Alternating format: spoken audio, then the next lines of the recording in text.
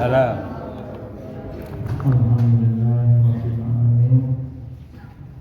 Wassalatu wassalamu ala asrofil anbiya'i wal mursalin wa ala alihi wa ashabihi ajma'in. Bapak, Ibu, Komisi Dewan Sholat Maghrib yang dimuliakan Allah, segala puji bagi Allah segala karunia-Nya, selawat dan salam untuk Nabi kita Muhammad sallallahu alaihi wasallam. Bapak Ibu yang saya muliakan, malam ini kita akan bahas surat An-Nisa ayat yang kedua. Ya, kita baca ayatnya, surat An-Nisa ayat yang kedua. A'udzubillahi minasyaitonirrajim. Wa atul yatama amwalahum wa la tatabaddalul khabitha bit-thayyib wa la ta'kulu amwalahum ila amwalikum innahu kana huban kabira.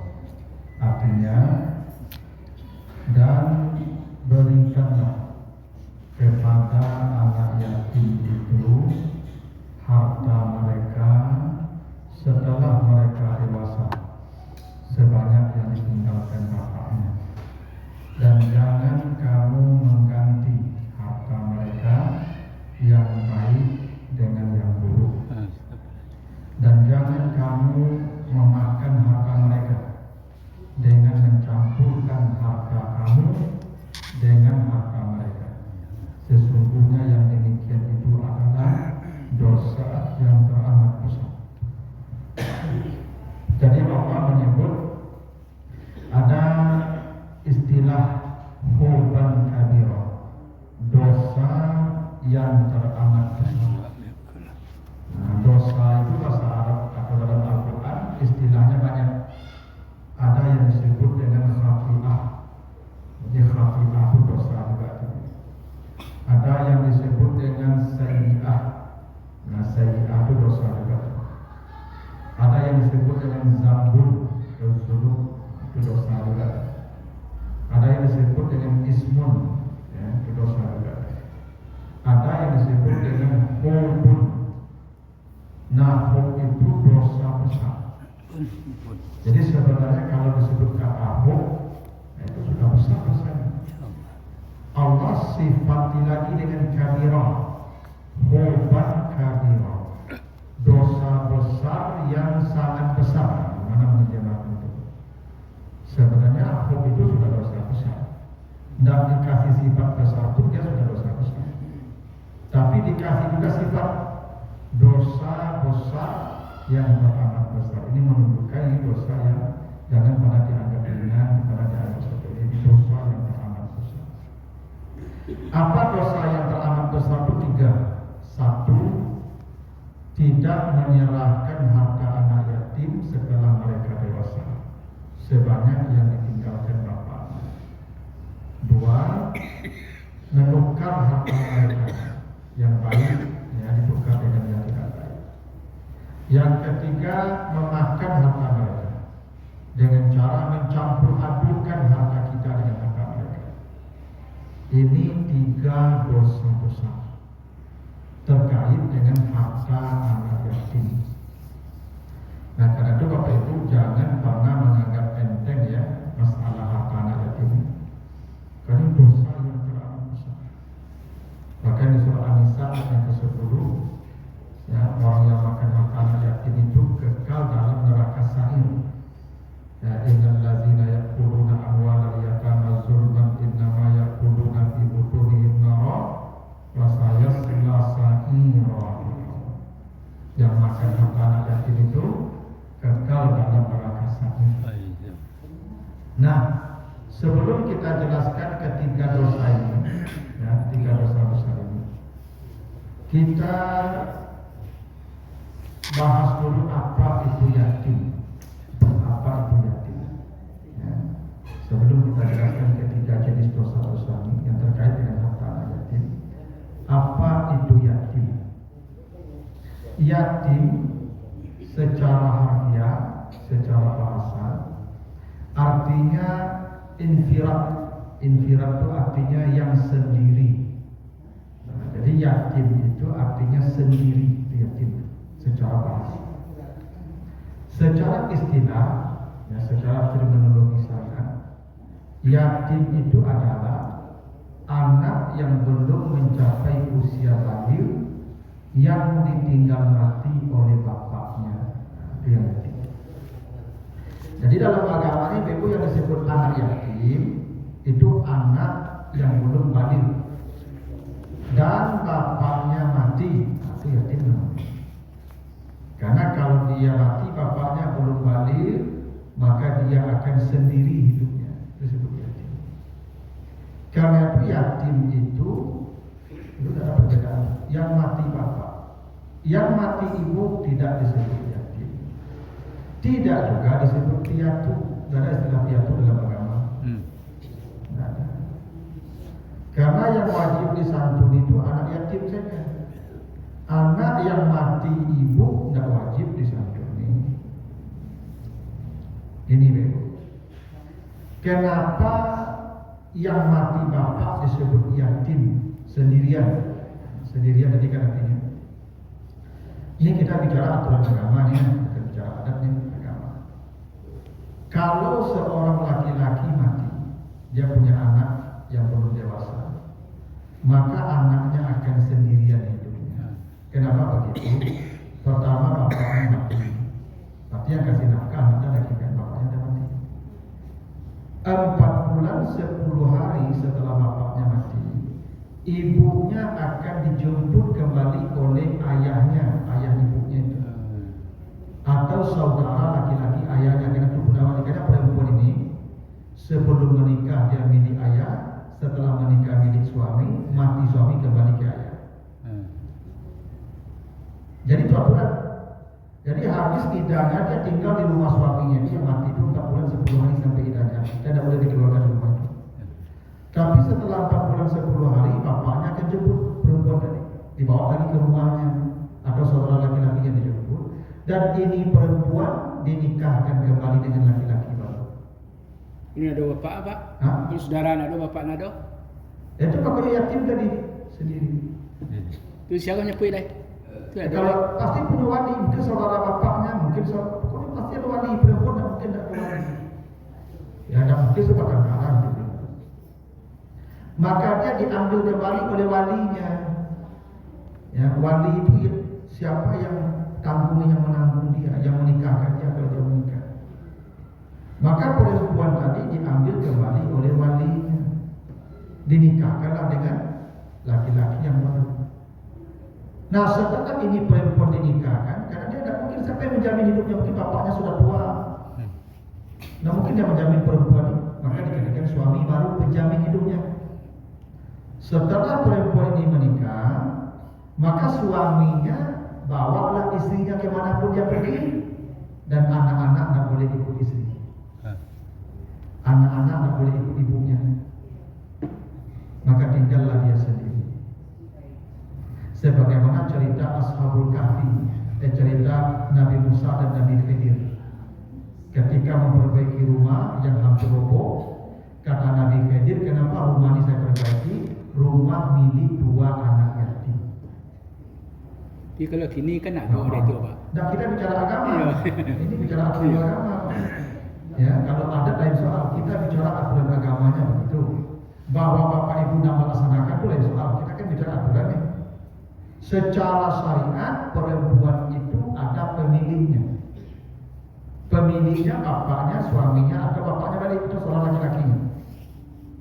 Maka ketika ini perempuan dinikahkan, suaminya membawa dia pergi kemanapun dia pergi. Itu hak dia, karena itu milik dia, istri itu milik dia. Maka anak tidak boleh ikut dengan ibu. Nah anak dengan siapa? Anak dengan walinya. Siapa walinya? Kakeknya, bapak dari ayahnya, atau saudara ayahnya. Sebagaimana Nabi Muhammad tinggal dengan kakek beliau Abdul Muttalib, mati Abdul Muttalib tinggal dengan paman beliau Abu Thalib. Itu kaidah. Nah setelah bapaknya mati, ibunya diambil orang, dia tinggal menumpang sendiri, itu yang disebut yatim. Makanya wajib disantuni. Anak yang mati ibu tidak perlu santuni, karena bapaknya hidup. Ya. Saya kalau istri saya mati tidak ada masalah.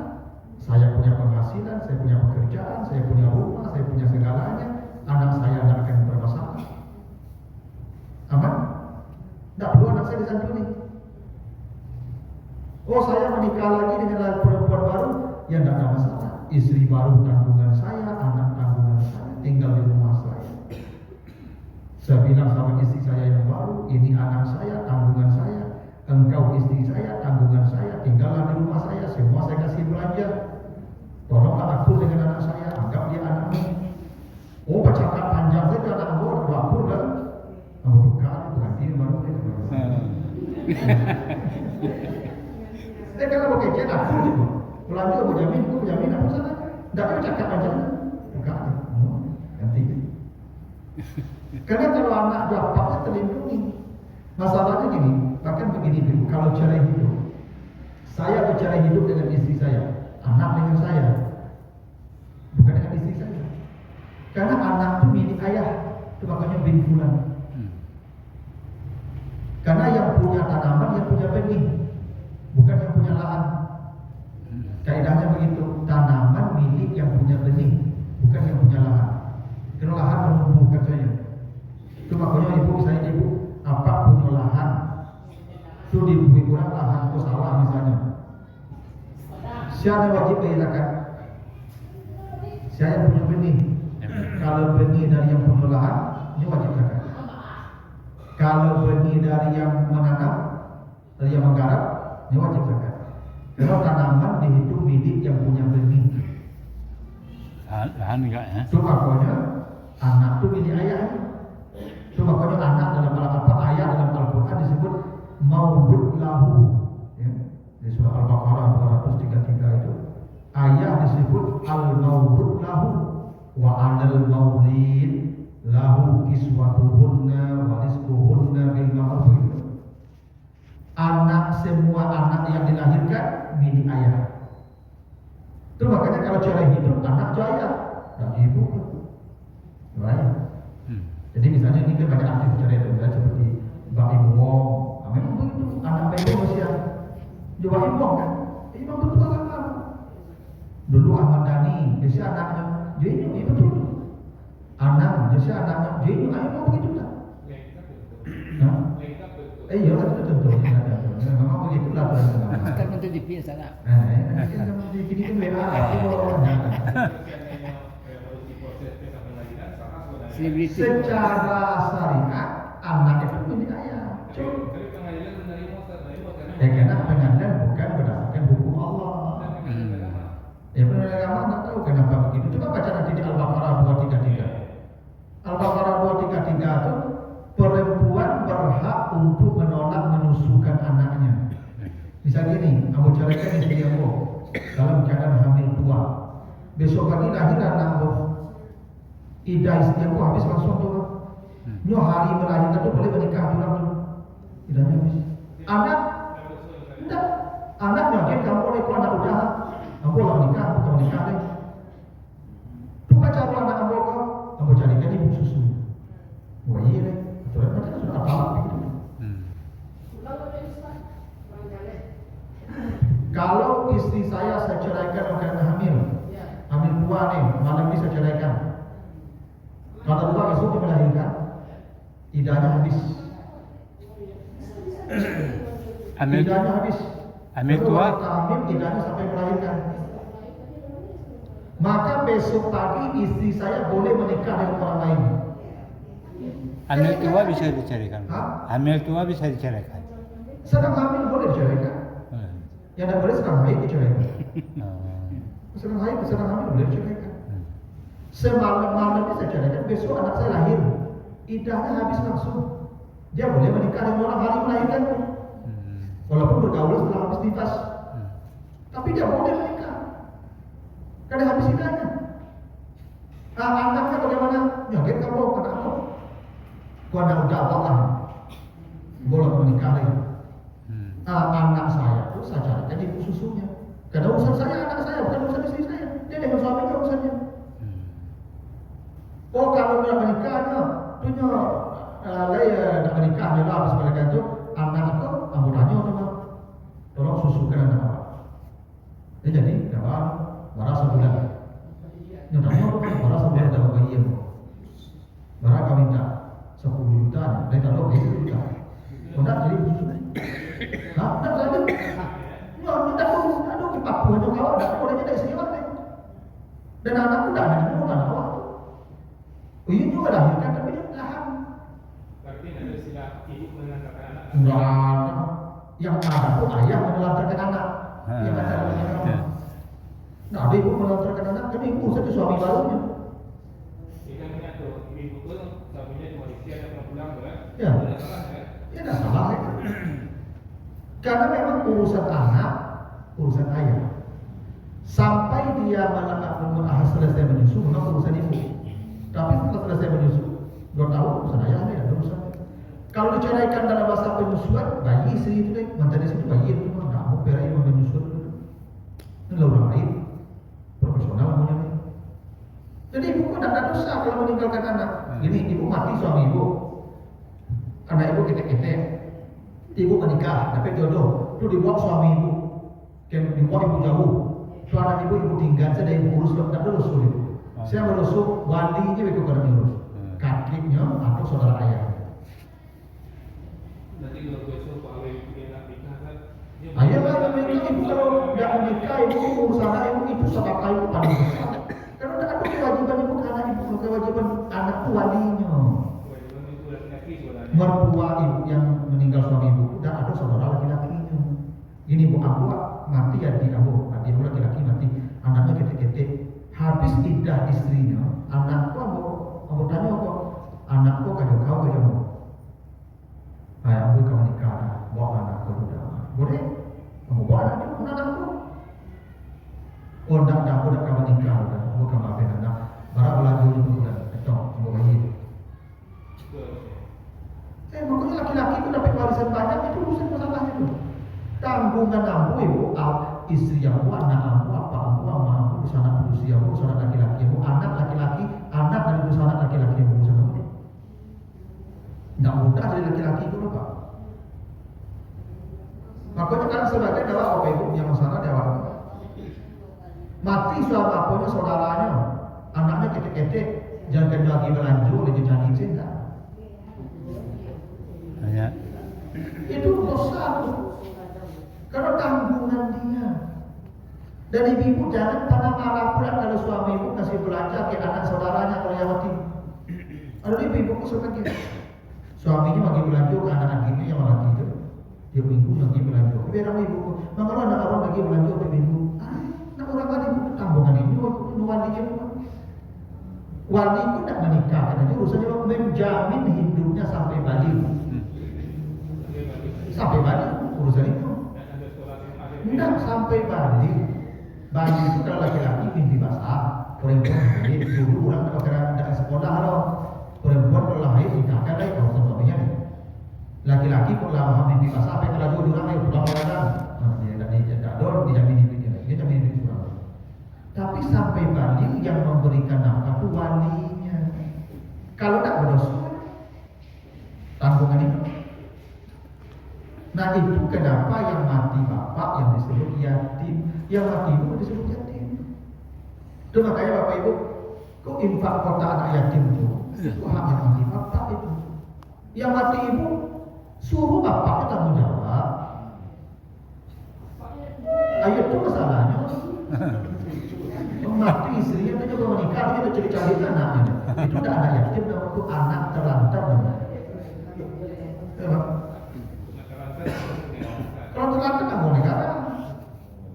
Kalau anak yatim dulu hubungan Islam. Yang tidak diagi melaju apa itu apanya menikah itu anak dicari itu bukan anak yatim, anak terlantar. Sama itu anak orang yang diabetes apa itu. Kalau anak urusan apa? Makanya disebut yatim. Makanya bukan di mana kalau sumbangan anak yatim. Yang mati ibu, kok gak dikasih kok gak diagi itu pertimbangan kemanusiaan saya. Tapi jangan disambung yang mati bapak. Kalau hak yatim dia mati bapak, bukan yang mati ibu. Yang mati ibu itu tak perlu disambung di bapaknya hidup, tidak ada persoalan bapaknya mencari. Tapi bapaknya mau.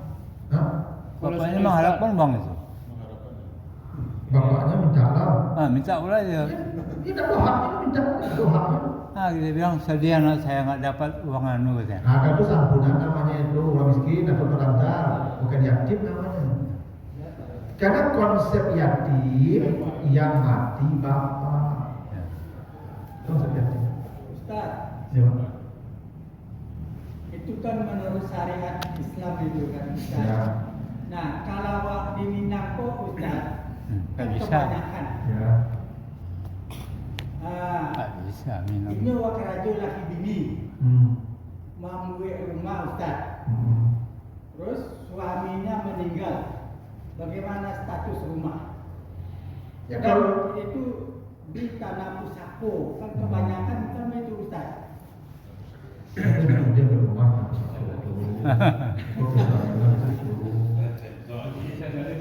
Awak itu sudah mati, rumah itu nusi langsung. Iya. Iya lah, betul. Ya.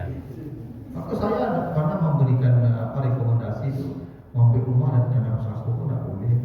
Ya, betul. Karena pasti kezaliman itu. Syukur-syukur kalau suami mati dulu, kalau istri mati dulu. Rumahnya baik, hanya bersih rumah itu, tapi tinggal rumah itu. Caranya kalau mati istrinya nilai rumah, nilai tanah. Misalnya tanah harganya 100 juta, rumah nilainya 100 juta aja. Nah, ini masalahnya Pak. Kan dijual rumah aja tanah, kau yang harga tanah ambil lah yang punya tanah, atau rumah ambil punya rumah. Atau jabani tanah kau, oleh yang punya rumah, tanah di rumah miliknya. Atau balik rumah yang punya tanah di rumah miliknya. Nggak boleh ada kezaliman musuh orang.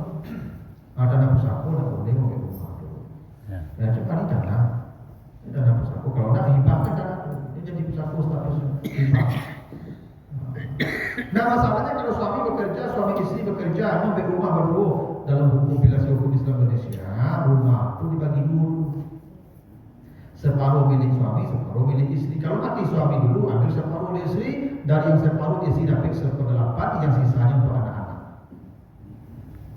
Nah kan ini persoalannya tadi.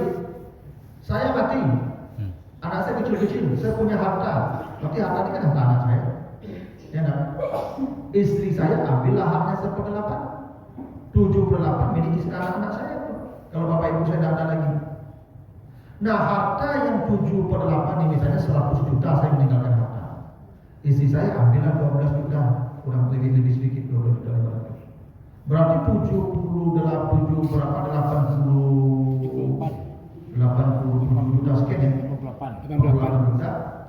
Itu harus hartanya itu dipegang. Siapa yang memegang harta anak saya sampai dewasa? Walinya.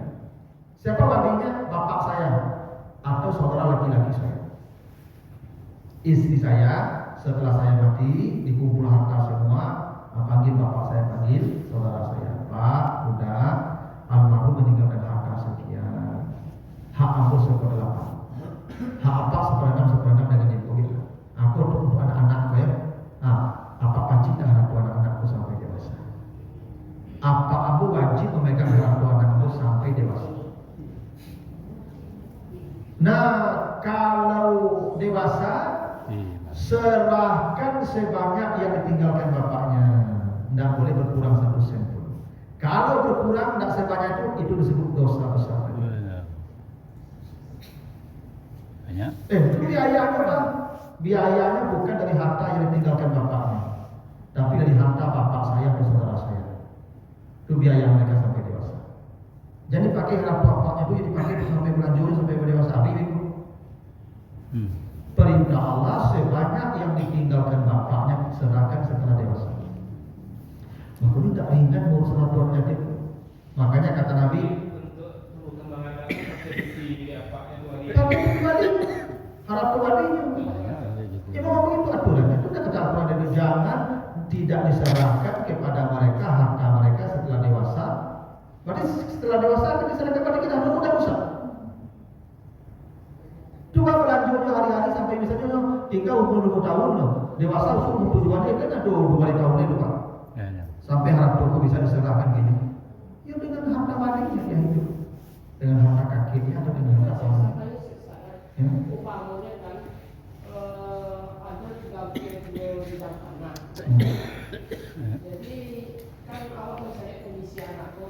Iya, iya. Kalau dibagi saja jawab tadi itu karena itu yang anak yang kurang mampu awak dia yang gadang. Tapi sepakat anak-anak saudaranya satu yang itu yang mampu agak kurang. Itu harta bapaknya. Ya, Oh, tidak boleh. tidak boleh. Tidak boleh. Sesuai aturan agama pembagian warisan. Itu warisan. Enggak, tapi saudaranya Silakan dulu jadian dulu. Lah di jadian haknya masing-masing. Sarah, kata kalian terima haknya tidaklah kami serahkan penghibah dia. Tapi tidak boleh orang memotong-potong langsung sesuai kehendak Allah. Ya. Ya. Harus diagen bagiannya dulu. Bawa bagiannya ke bagian yang lain soal. Jelas-jelas ya. Oh, tapi orang ujung penerima itu jagi sesekian kau sekian kau pada dia awal. Ada. Oh, soalnya. setumpuk barang kok. Pokoknya kan bapak kita barang kecil tumpuk. Satu kita bagi anak-anak. Satu kita kerjaan. Ya ini kakak kamu kan kurang mampu, makanya kan kamu kan mampu, makanya ini adik kamu. Oh, tidak boleh diintervensi. Bisa. Ya. Tidak boleh diintervensi. Ya. Ada. Ini harta bapak kalian. Hak Bagi. kalian sekian, kau sekian, kau sekian, kau sekian, kau sekian. Bagi. Silakan. Lalu kalau misalnya habis bagiannya, kan lah kalian ambil bagian kalian ya. Dan Tuhan minta halal, dia masih hidup. Kalau umpamanya sekarang ini sudah terlanjur kan, harus kita rasakan dan disepakatkan lagi. Kumpul balik. Ya. Dulu salah namanya. Atau ini boleh kau sakit pak, kau halalnya masing-masing atau kau ulang balik ya. Anai. Oh, tak bisa ada ulang balik mau pergi, nak mau itu lebih. Ulang lagi balik. Yang terosong tadi kan. Anai wak nah. Kalau di akhirat panjang urusannya ibu. Baik, ikut rasa bisa capek urusan. Ustaz, sebenarnya Saya amanah dihalalkan kan boleh halal selesai lepas. Cuma aku minta halal. Lebih kurangnya dihalalkan lagi. Boleh. Kalau hak-hak manusia itu tidak bisa dengan ampunan Tuhan. Halal yang bersangkutan. Iya, iya. Nyolak pehan baru aman. Yang gitu. Tidak di. Ya, Pak. seandainya misalnya kita punya artu PT 1 juta, kemudian kita punya kakak polisi surang, laki-laki 3 baca mau bagi Ustaz. Itu warisan. Ya, warisan. Apa? Beda laki perempuan. Ya, jadi apa per orang berusaha nak? Misalnya laki-laki 3. Laki tiga, dulu sudah 3 kali 2. Jadi yang polisi berapa dapat Tambah 1/7 perempuan 1/7 laki-laki 27. Nah, total 1 juta lagi kan 27 1 juta 1 juta lebih. Sama. Kalau dibagi satu orang dapat kan kecil laki-laki. Gini bagi saya orang tua saya bagi dari jauh boleh bagi saya jadi reda satu orang boleh. Ya? Tapi jangan meninggalkan hukum Allah dulu. Dia berembuk dulu ya. Dibagi dulu menurut aturan Allah. Lalu udah nyampe bagiannya misalnya, atau nyoba mengumpul ke dia. Gini bagian peso dia sih. Bagian, kamu dasar kamu bagian aku bagi soalnya aku bagian peso ya. Mau lah bagian peso. Tidak boleh menzalimi Allah. Sama. Nah jadi harta anak yatim tadi serahkan setelah dewasa. Jadi harta itu kata Nabi. Makanya siapa yang memegang harta anak yatim hendaklah memperdagangkan harta anak yatim itu supaya tidak dimakan zakat. Jadi begitu. Man waliya yatiman walahu malun falyatajir hatta la taqulahu sadaqah. Saya memegang harta adik saya mati. Dia punya harap 100 juta untuk anaknya 3. Harapku yang berpacit kau perdagangkan. Untungnya lah untuk laju anaknya. Atau pertambahan anaknya udah tak pakai. Bisu aku serahkan, tidak pulang dia bapaknya juga. Sebab kalau aku pacing saya, kan zakat tiap tahun. Sampai 2 kali tahun kena zakat di kedua. Tidak sebanyak yang tinggal bapaknya, mungkin itu. Padahal perintah Allah serahkan sebanyak yang ditinggalkan bapaknya setelah dewasa. Maka lebih berjanja harus jadi anak dua yatim. Rumit urusan anak dua yatim. Kalau ibu yang megang, misalnya gini, ibu kalau musyawarah jadi ibu mertua atau saudara, Pak kau orang tua anak-anak apa pacik lah, agak cimin ibu tu almarhum ayah almarhum, kau pacik salah dua anak terus, kau dia pun dapat kira, tapi enggak, ibu pacik tapi ibu pisah tapi ibu orang tua anak. Karena ibu sama tak boleh memacik orang tua anak yatim. kau masuk jodoh di buku kedua. Yo kau esali suami ibu yang baru. Kau kali orang mengade. Dah banyak laki-laki menikahi janda-janda dengan maksud begitu. Habis apa dah yakin begini itu? Lah ibu diambil, harta diambil lah. Iya. Aku makanya yang harapan yang ada ini masih kuat. Karena wanita kuno yang merupakan kalau istri kalau ibaci kau dapat suami baru punya itu kalau suami tidak banyak dah sakit laki-laki suami baru dan benar suami itu preman madam mesti. Ya kan? Kan orang mesti ada orang yakin dulu. Salah.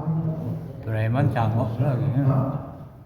Tapi kalau itu terjadi di diri aku atau orang lain kan, itu gitu almarhum suami meninggal, kan dia meninggalkan anak dengan dari istri yang pertama di Doha.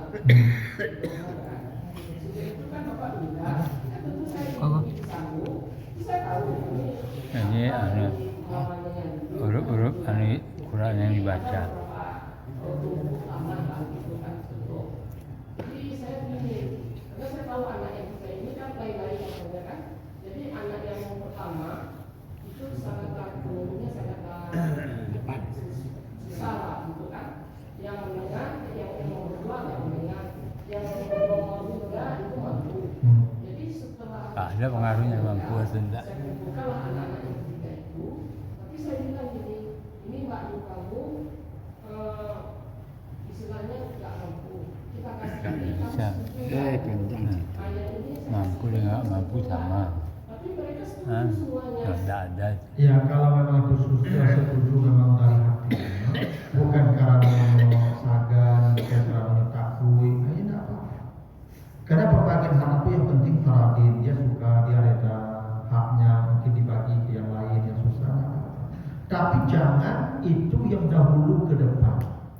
Jelaskan dulu secara agama ini aturannya. Engkau dapat second, kau dapat second. Tapi serah. Mau ambil bagian masing-masing terserah. Oh, dah ambillah kami membagi rakyat saja. Kami lah ikhlas rela sama-sama. Itu beda. Itu beda. Tapi jangan hukum Allah ditinggalkan.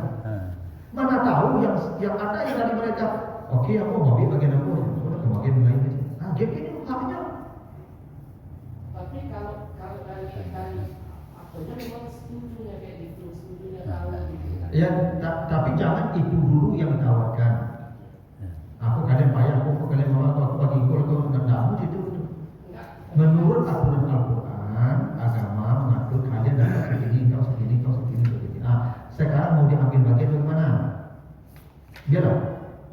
Atau dia pikir sama-sama enggak, kalian mau bagi ya, terus sudah apa? Saya bisa Ustaz, yang harta pencarian saya, seandainya ini saya meninggal kan, saya kan mempunyai anak lagi kan, satu dari bapak dan satu dari suami saya pertama. Nah, itu tuh bagaimana Ustaz? Apakah anak saya yang tiga ini masih dapat dari bapak? Itu yang artinya yang anak sambung lah gitu kan? Kalau anak diri tidak sambung enggak lah. Karena hak warisan itu dapat dengan sebab dua. Karena hubungan darah itu bapak ke atas, anak ke bawah, saudara. Atau karena perkawinan suami atau istri. Hanya itu. Adapun anak sambung, tidak dapat. Saya menikah dengan janda itu punya anak di suami sebelumnya, mati saya, ya tidak dapat. Yang dapat anak saya dari istri itu, bukan anak dia dari suami sebelumnya. Iya, iya. Karena tidak ada hubungan dengan saya anak-anak itu. Yang punya hubungan dengan saya anak saya yang lahir dari hubungan saya dengan dia. Anak kandung ya. Saya berpikir gini, dia kan kecil sama saya gitu. Hibah, akhirnya hibah, tidak warisan, tidak hibah atau wasiat ini. Menjelang ibu meninggal wasiat. Jadi seandainya ini kan yang satu seribu lah, saudara seribu lah berarti. Itu bagaimana dengan harta saya itu nanti? Ibu kalau meninggal dunia, ahli waris ibu pertama ayah, kakek, ada enggak? Nah, ibu tidak ada kan, nenek tidak ada.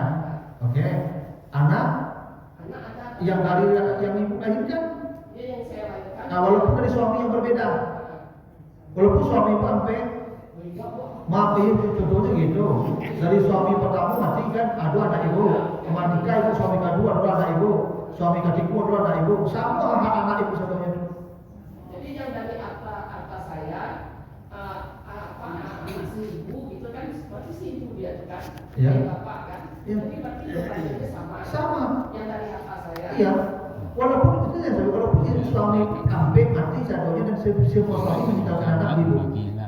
Ibu meninggal sama hubungannya. Tapi itu sebenarnya. Iya kan? Nah, aturannya. Masih seorang awak. Karena darahnya kena Kajian hukum aku. ibu anak-anak itu. Kecuali suami ibu yang mati. Suami ibu bisa ibu suami sampai mati pertama kedua ketiga dan sampai mati itu yang dapat warisan di hadapan suami ibu itu anak ibu dan suami yang sampai bisa suami satu suami ibu seperti itu dapat dia kan? Yang kandung lagi di bawah. Iya kan? Kalau suami ibu mati, ya kan? Kalau suami pertama mati berarti yang kedua yang ketiga udah dapat dia. Gitu. Jadi berarti Ustaz, jadi berarti kan yang saudara satu bapak berarti dapat juga dia. Asal bapak si ibu dapat. Bukannya sebapak aja. Ya. Dapat warisan tuh. Kalau yang bapaknya mati, Iya. kalau ibunya mati enggak. Yang ibunya mati itu yang si ibu di sini. Bapaknya beda, nggak dapat lah kalau ibu mati. Bapaknya sama, bapaknya mati dapat lah. Walaupun ibunya beda-beda, aku punya istri yang baik. Satu ibu ada oleh anak aku dua, juga dua anak aku satu mati yang mau satu anak hak sama, kumpul satu anak itu. Gitu kan. Nah hubungan darah, asal itu saya dapat warisan. Terhubung tak darahnya kurang, terhubung tak terhubung tak baik. Terhubung tak darahnya kayak mati itu nasab namanya. Nah yang begitu itu dapat warisan. Tak kandung ya. Nah jadi ya. Ya, kalau yang aturan Allah itu kan jelas dari baru-baru. Jadi kan proses setelah produksi ini menikah sudah laki ya. Dia punya anak dulu tuh. Punya anak. Sebelum menikah tuh Ini lah punya anak dengan suami sebelumnya. Ada punya komitmennya berdua sebelum menikah komitmen. Kalau menikah nanti yang anak ambo yang bersih yang ambo pahit sama awak ya. Komitmen kata lakinya kan. Setuju lagi kok. Ya. Cara 3 bulan sudah tu laki ikut apa pengananya. Hmm. Namanya bukan nak kalau. Ya. Itu kan cara sekali bersih kok. Bahasa tu. Enggak boleh. Ini lagi lah anaknya kawannya. Walaupun sebelum itu dia lakukan komitmen. Iya. Berarti kan tidak berlaku kan? Tidak berlaku. Aturan Allah yang berlaku. Walaupun suami itu kenak ya. Iya, ini berarti dia mencari gantinya namanya. Tapi tidak bisa itu menjadi hak sebab menggugat cerai suami. Karena itu bukan alasan syar'i namanya. Karena anak tidak ada urusan dengan ibunya, urusan dengan walinya. Cuma ibu-ibu kan jawabkan di perasaan, di ibu juana. Bahkan tidak sekedar ibu-ibu kok mati suami nak menikah sampai mati, ya. Dan ibu itu berbuat baik itu. Tapi kewajiban itu kewajiban ibu ke suami ibu. Jangan sampai ibu dia mengurus anak, lengah ke suami, berdosa ibu. Ibu tinggalkan anak ibu mengurus suami tidak berdosa ibu. Sama halnya ibu jangan menikah Pak. Ibu mengurus orang tua terabaikan suami berdosa ibu. Ibu tidak mengurus orang tua, suami mengurus orang tua terabaikan tidak berdosa ibu. Karena orang tua itu tanggungan anak laki-laki. Kalau tidak dirawat kan kayaknya laki-laki itu berdosa. Karena orang tua tanggungan anak laki-laki, sebagaimana anak tanggungan ayah, itu kaidahnya. Ibu urusan ibu tidak ada yang lain kok, sampai mati ke suami saja satu-satunya. Ada pada ibu kok, ya orang kaya sakit di kampung, padahal anaknya dari kampung, kakaknya dari kampung. Nyampai ke kampung seminggu, 2 minggu, sebulan, tidak pulang-pulang suaminya tinggal saya. Dosa ibu. Ya kalau suami kita tidak merasa dikurangi, nah lega kan. Tapi kalau tidak panjang masalahnya, tidak usah ibu, ayah ibu, bapak ibu. Kenapa begitu sudah Ustaz? Apalagi cucu dan jauhan ada cucu, tidak usah jauh. Nanti yang ibu-ibu sampai ke Jakarta menjadi cucu udah sebulan tidak pulang-pulang, nampak pulang makan seorang, saya lalu seorang. Ya sempat apa matinya jengkel, bolong-bolong sibuk dengan aku. Memang ibu Nggak pengaruh dia soleh nggak soleh. Nah, ada bunuh itu tak ada bagaimana Quran dewan juz. Tak ada bunuh. Kok mati ya ibu ke apa ketika jengkel ibu mati ya pak? Tak ada ibu suruh. Itu makanya ibu jangan apa-apa. Oh mati urus yang dulu apa? Ini kalau dulu kamu lebih kan? Ini tak kalamu lah, tuas kalamu lah. Nyala-nyala itu. Tentang lagu kadang lima orang buka itu. Itu kata Yohana lagu gitu. Ya. Ke Ustaz, Anak aborsi menjadi buruk Ustaz. Anak Anak aborsi. adopsi atau aborsi? Anak aborsi Ustaz. Adopsi namanya. adopsi, aborsi. Kacau ang makan adopsi. Anak ke. Adopsi itu menggugurkan anak. Bapak dia. Ya, adopsi.